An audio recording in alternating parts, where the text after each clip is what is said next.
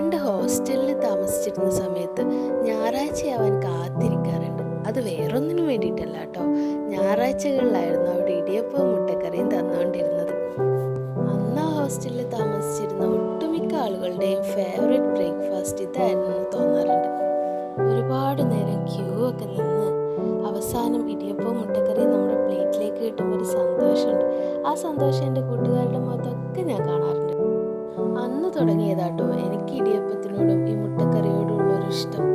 പിന്നീട് cooking start ചെയ്ത സമയത്തൊക്കെ ഒരുപാട് പ്രാവശ്യം ട്രൈ ചെയ്ത് നോക്കിയിട്ടുണ്ടെങ്കിലും ഇന്നും അവിടെ കിട്ടിയിരുന്ന ഇടിയപ്പത്തിൻ്റെയും മുട്ടക്കറീൻ്റെയും ഒന്നും ടേസ്റ്റ് എൻ്റെ കറിക്കൊന്നും ഉണ്ടാവാറില്ല കേട്ടോ.